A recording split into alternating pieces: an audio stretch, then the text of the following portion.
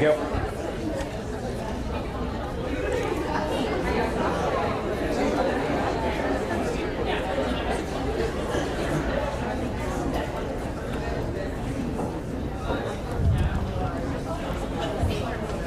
Yeah, I'm good.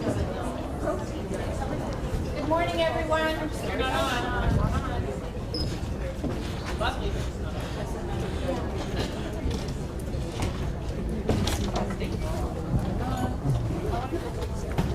Is your mic on? My mic is on. Okay, I may as well use that then, just for 1 second, if you want to come near me.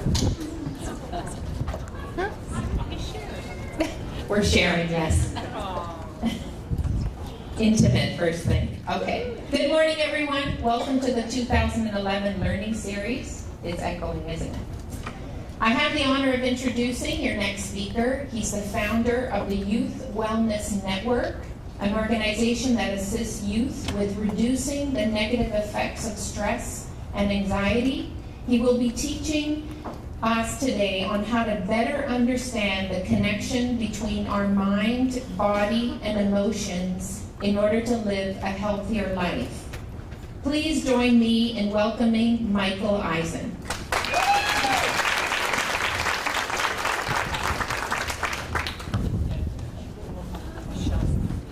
Are we good? We're good. All right.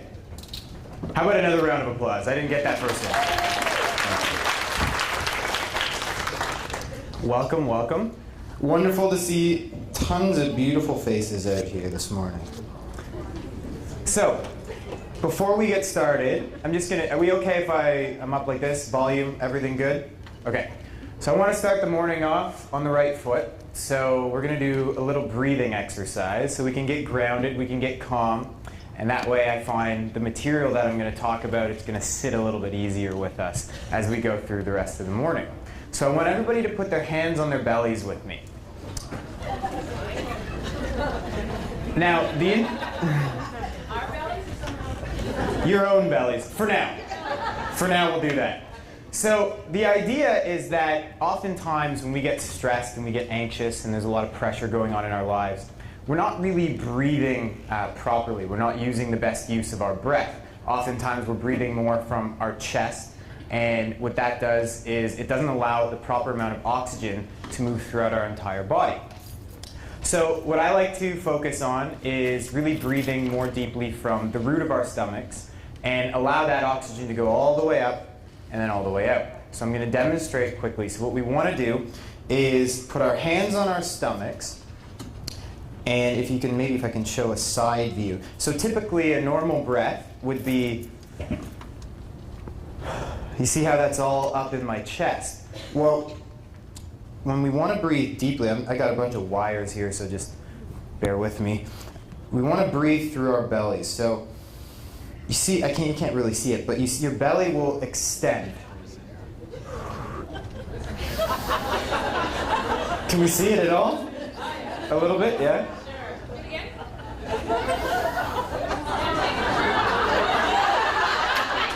I think that's Hal and Joanne McLeod session. Okay, so everybody join me with their hands on their bellies.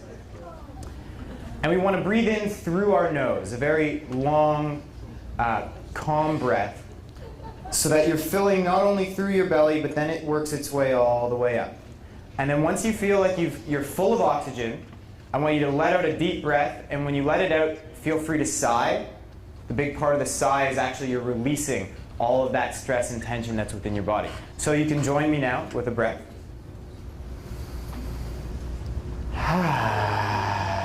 Let's do a few more of those.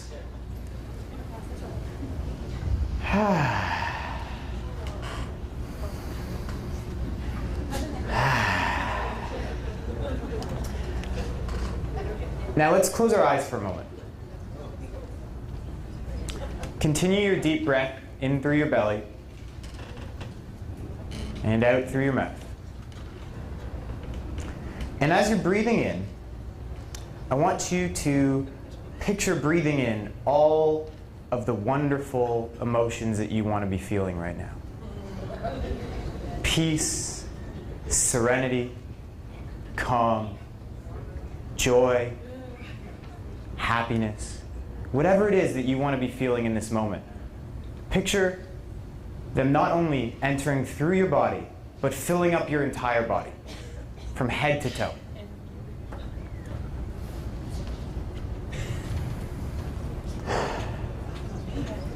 And next, on your exhalation, on your breath out, I want you to bundle up all of those thoughts, those negative thoughts, the fear-based thoughts, anything that's traffic in your mind.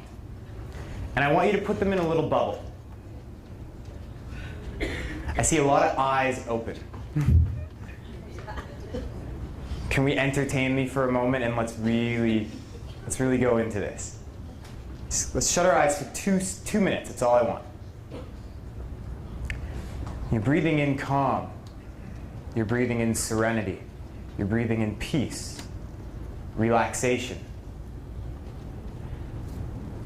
On your out breath, you're breathing out all of those negative thoughts, all of those fears, all of that doubt, all of that worry. Anything that is holding you back. And I want you to put all those negative thoughts into a bubble. And when you breathe out, I want you to picture breathing out that bubble, letting go of that bubble. You don't need these thoughts anymore. Picture blowing them far away from your body. They're no longer there.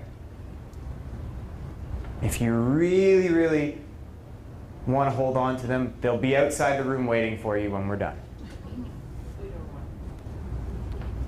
But let's give ourselves that break today.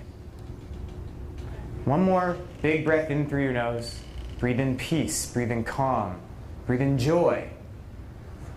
And breathe out all that is holding you back.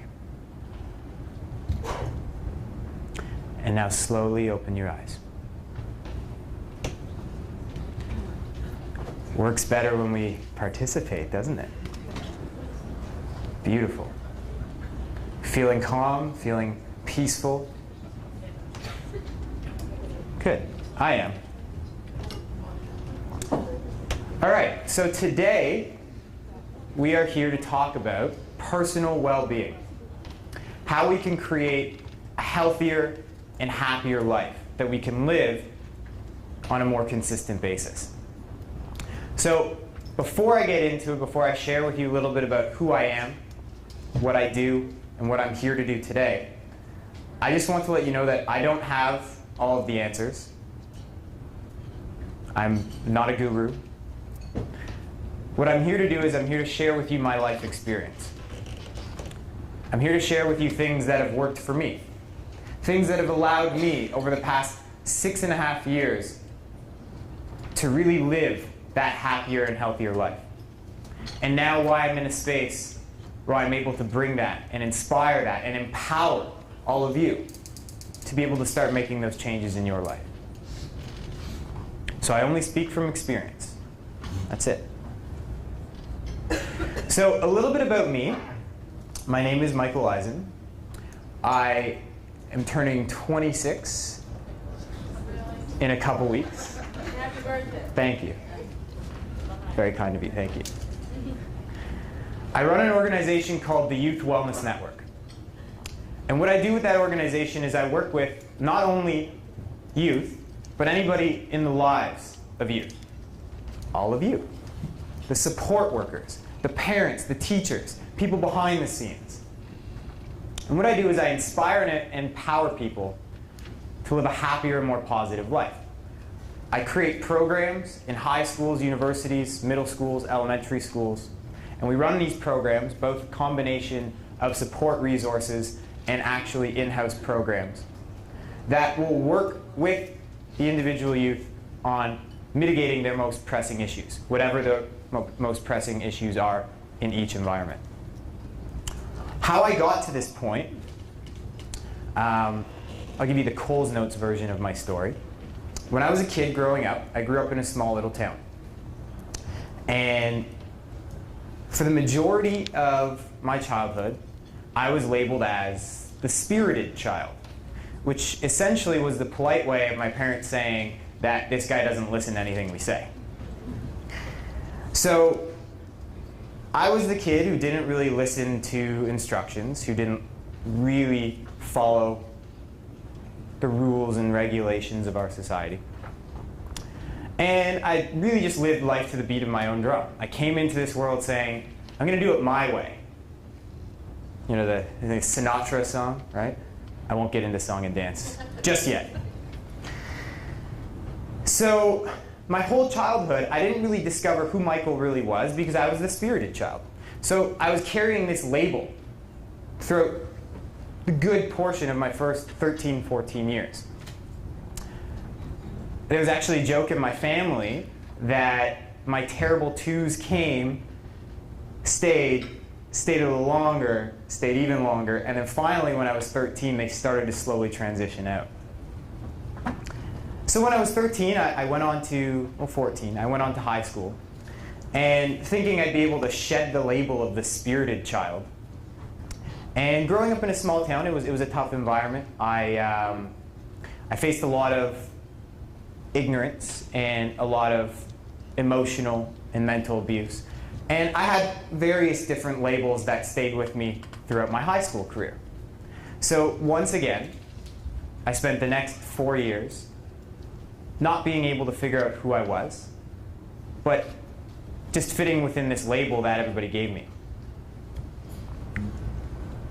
I wanted to break free from all of that so badly that I realized the only way that I could do that is if I could get into a good university and college, that this is exactly what they told me. And if I do that, then I can finally get to a place where I can really start discovering who I am. So I worked and I worked and I worked in my grade 12 year. And I put so much pressure on myself to have to get those good grades. And I did, but I also started to make myself sick in the process. I started to feel depressed. I started to get stomach sickness to the point where any situation that came into my life that had any significance, I would make myself sick before it. Luckily, I was able to get through that and get into university, and I attended McGill University. And in my first year at McGill, it was like, yes, finally, I get to discover who I am because nobody knows who I am. Anybody ever experienced that, where for a certain period of time, you're in an environment where you are who people think you are, but you never really get to step into who you truly are in your heart? And sometimes we need the space in order to do that.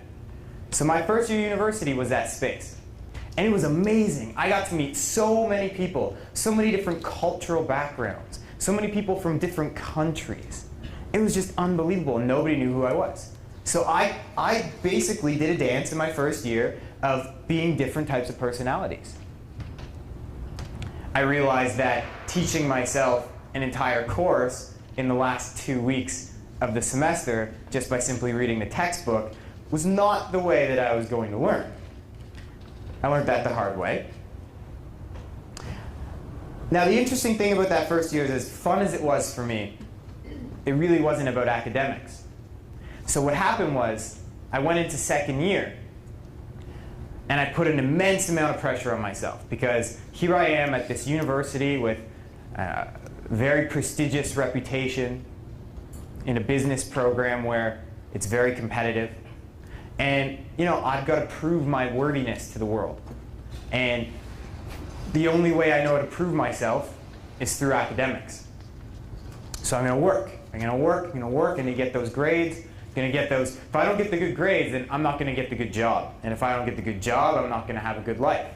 If I don't have a good life, I'm not going to be able to do any of the things, buy all the things that I attribute to living my happy life down the road. I'm not going to be able to support myself, support my family, do anything.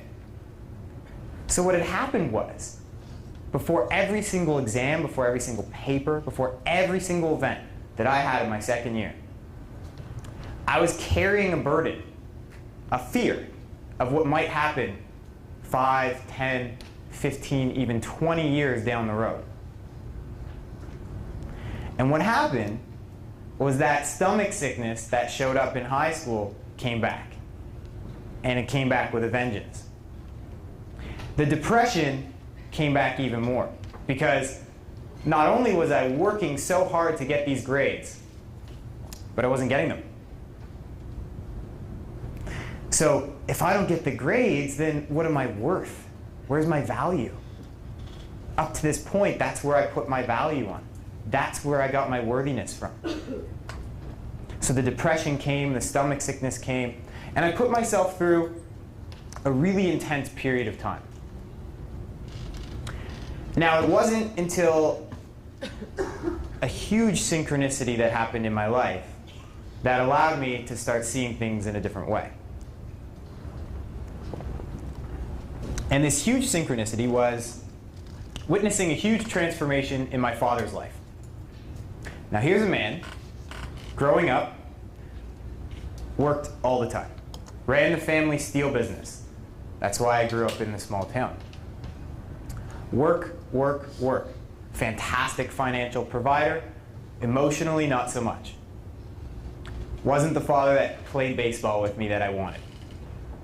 So we didn't have a very good relationship. But here's a man where I'm in university and I'm 19 years old.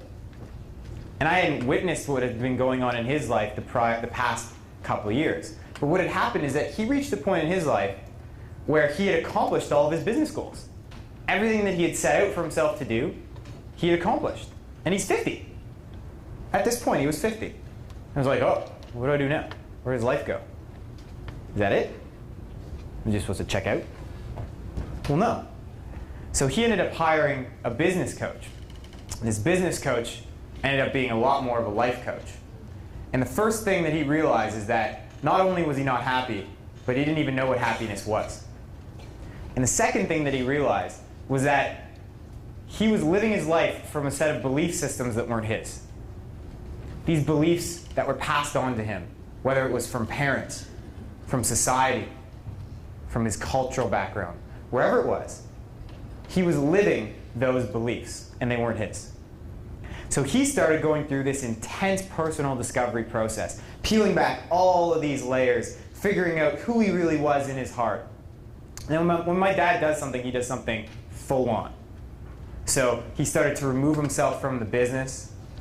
He went through many different life coaches, literally became an encyclopedia of every single self-help book he could get his hands on.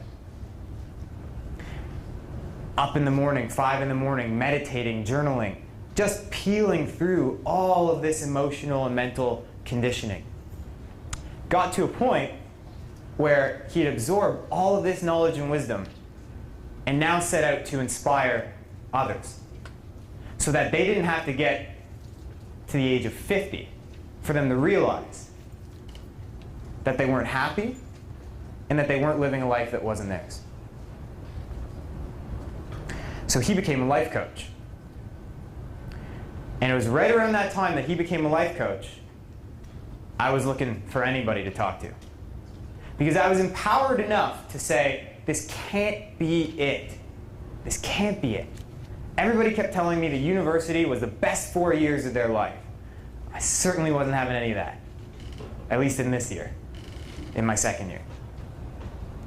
So what I did is I became inspired by witnessing this inspired action that my father went through. And I put aside all of my personal differences with him. And I said, sign me up for what you got. Because whatever you got, I need some of that.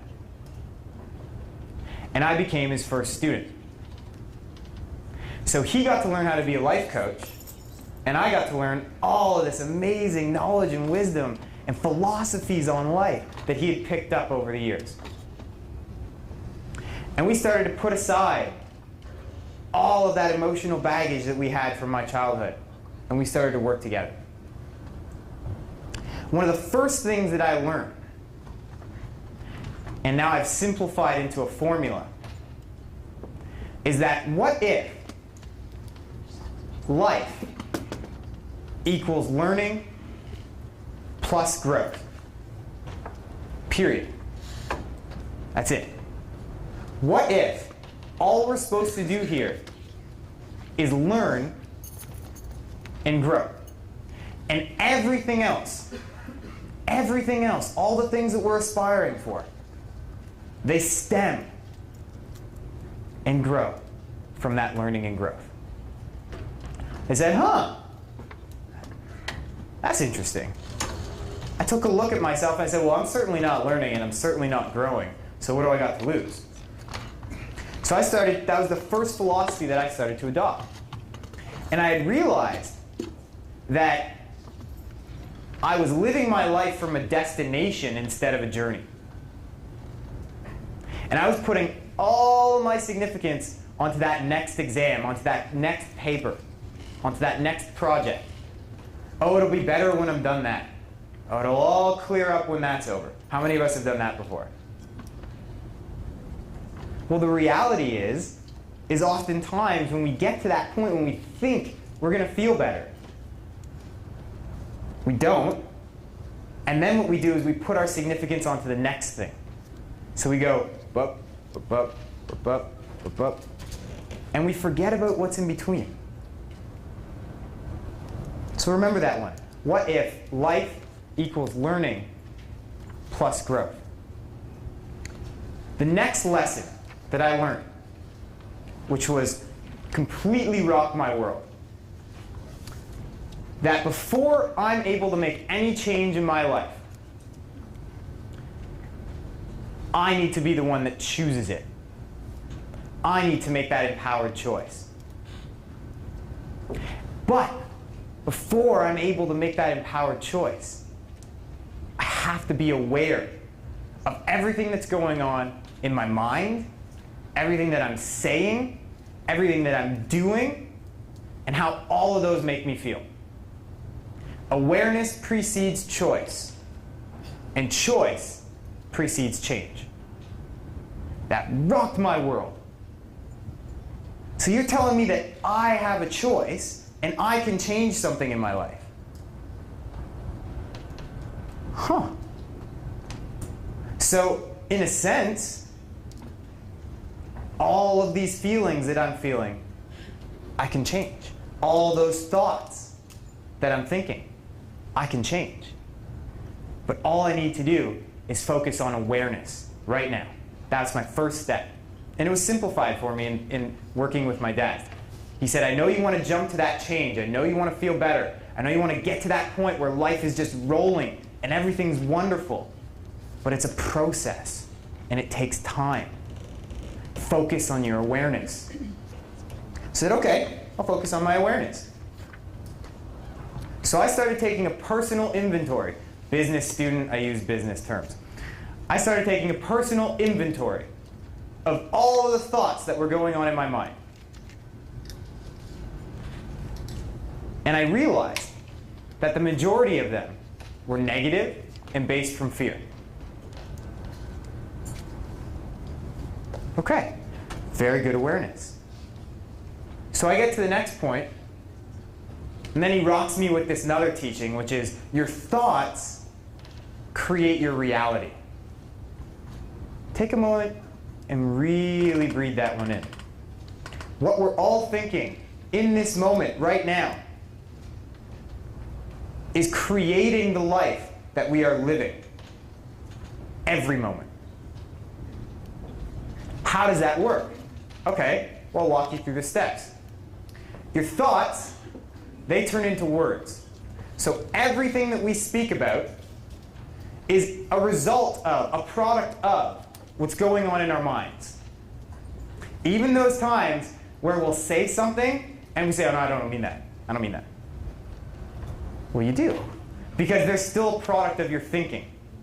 But that's the lack of awareness that we're bringing in to the words that we're using.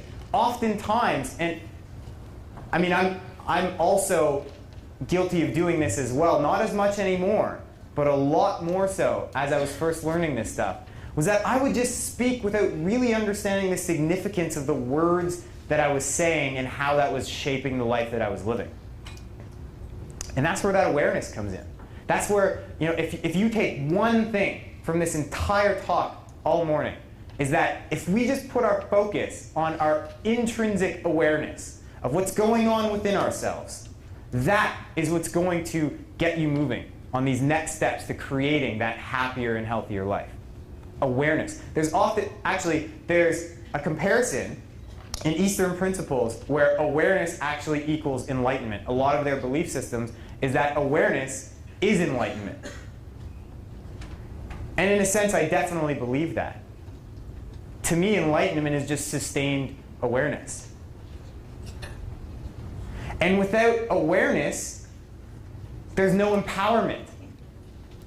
How can we make empowered choices? How can we make empowered actions if we're not aware of what's going on? Awareness leads to empowerment. So from our words become our actions. Then our actions become our habits, and our habits become our destiny.